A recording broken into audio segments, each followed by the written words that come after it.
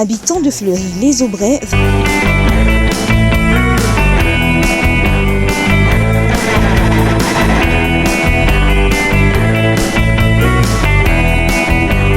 Venez voter massivement vos 3 projets préférés dans le cadre du budget participatif du 17 avril au 16 mai 2021 en allant sur le site de la mairie https://budgetparticipatif.fleury-les-aubrais.fr. Monsieur Chapuis, bonjour. Nous ferons le plaisir de vous recevoir un petit peu dans vos bureaux à la mairie de Fleury pour nous parler un petit peu du projet participatif, le budget participatif dont la mairie de Fleury met en œuvre aujourd'hui, donc pour toute cette étendue. Donc on aurait voulu un peu plus de détails. C'est vrai qu'on vient de suivre la conférence de presse qu'il y a eu.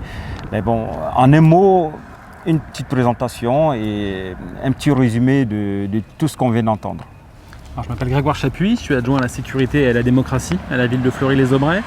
Et là, cette démarche de budget participatif, elle est partie d'un constat, c'est qu'on a senti chez les habitants, et pas que à Fleury, une perte de confiance un peu dans le choix démocratique, dans les votes et dans la participation à la vie de la commune. Et on s'est dit qu'il y avait une urgence démocratique et qu'il fallait trouver des outils pour renouer un peu ce lien de confiance. Et donc on a lancé ces budgets participatifs. En fait, le concept est assez simple. On propose sur une plateforme internet aux habitants de déposer des projets. On leur a laissé plus de 2 mois pour déposer des projets. Suite à ça, on a eu 90 projets déposés avec une enveloppe de 100 000 € prévue pour ces budgets. Et donc du coup, on est aujourd'hui à 32 projets retenus qui correspondent à la fois au règlement du budget et à la somme des 100 000 €. Et ça va être aux Fleurissois de choisir parmi ces 32 projets lesquels ils souhaitent voir mis en place. Donc toujours sur cette plateforme, les habitants vont pouvoir venir voter pour choisir les projets qui leur semblent les plus intéressants pour la ville. Est-ce que vous estimez que l'appel d'offres a été fortement entendu ou quoi que ce soit? Parce que c'est vrai que de nos jours, ce n'est pas tous les foyers qui sont équipés d'Internet, donc, ou même soit ils sont équipés, mais pas forcément savoir manipuler Internet. C'est le constat qu'on avait. On avait cette inquiétude. Alors, avec 90 projets déposés, on sent que la ville est bien couverte et que les gens y ont pris goût. Après, pour justement contacter et toucher les personnes qui n'ont pas forcément Internet ou ne maîtrisent pas l'outil, on s'est appuyé sur la bibliothèque et sur les 3 maisons pour tous de la ville qui ont pu aller au contact des habitants et qui ont pu aider les habitants qui ne maîtrisaient pas forcément l'outil. Et on a vu aussi une démarche de solidarité. On a vu des habitants venir aider leurs voisins plus âgés ou pas forcément à l'aise avec l'outil, les aider à déposer leurs projets, mettre en forme leurs idées et les déposer. C'est vrai que Fleury est un peu comme toutes les autres communes de France, donc il y a des quartiers sociaux.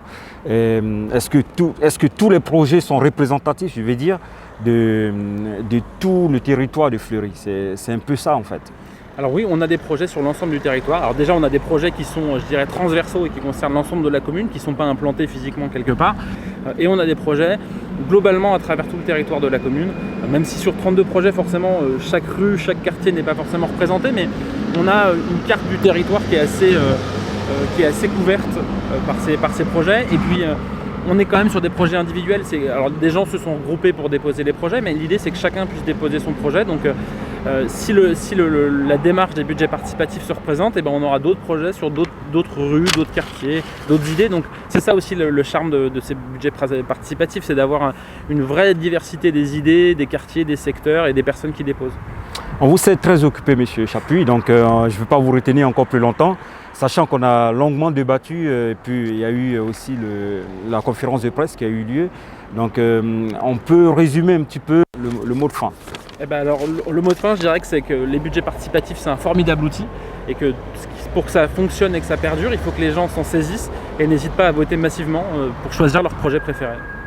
Merci.